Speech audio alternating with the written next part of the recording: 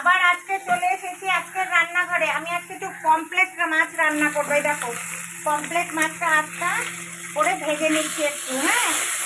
কিন্তু আমি খাই না, আমার জন্য অন্য জিনিস। এই জন্য পমফ্রেট মাছ আমার কর্তা খাবে, এই জন্য পমফ্রেট মাছটা রান্না করছি। আর তার মধ্যে শাক ভাজা হয়ে গেছে, উচ্ছে বটি হয়ে গেছে, মাছের মাথা দিয়ে উচ্ছে বটি করেছি, আর ছেঁচির শাক করেছি দেখো। আর ভাত বসিয়ে দিয়েছি, চলে আসো কে কে খাবে।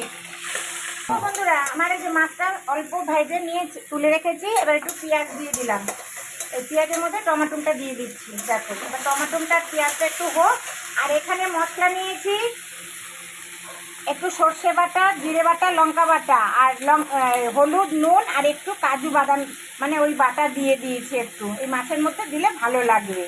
এটা দিয়ে একসঙ্গে করবো, তাই এটা একটু পিঠে হতে থাক, নরম হতে থাকো, করতে হবে না। দেখো আমার পেঁয়াজটা আর টমেটোটা নরম হয়ে গেছে, এবার মশলাটা দিয়ে দিচ্ছি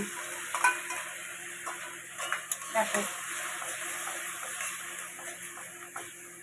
একটু কষিয়ে নিয়ে তারপরে মাছটা দিয়ে একটু সামান্য ঝোল দেবো, কারণ এই মাছ তো খুবই নরম। একটু দেখতে থাকো তো বন্ধুরা। আমার মশলাটা কষানো হয়ে গেছে, এবার মাছটা ওপরে দিয়ে দেবো দেখো। এবার এইরকম করে তাহলে মাছটা এপিট ওপিট দুটোই লাগবে। আর একটু সামান্য ঝোল দিয়ে দেবো দেখো। এই দিয়ে এবার একটু হতে থাকুক। এইভাবে আজকে মাছটা রান্না করলাম। কিন্তু দুঃখের বিষয় আমি কিন্তু এই মাছ খাই না, আমার কর্তাই খায়। এইভাবে একটু রান্না হতে থাকুক, তোমরা দেখতে থাকো বন্ধুরা।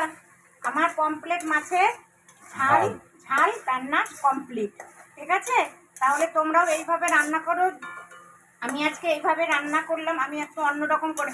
আমার শাশুড়ি থাকতে আগে বেগুন দিয়ে, আলু দিয়ে, সর্ষে বাটা দিয়ে রান্না করতো, কিন্তু আমি কোনোদিনই এই মাছ খাই না। কেমন যেন আমার ভালো লাগে না, সেই জন্য আমি খাই না, ঠিক আছে? যাই হোক, তোমরা কে কে খাবে চলে আসো। আর আমার হাতের রান্নার স্বাদ একরকম, আমার শাশুড়ির হাতের রান্নার স্বাদ ছিল আরেক রকম। এক একজনের স্বাদ মানে মশলা একই, কিন্তু রান্নার স্বাদটাও অনেক অনেক সময় অনেক রকম হয় পদ্ধতিতে, জানো তো? ঠিক আছে, তা তোমরা কে কে খাবে চলে আসো।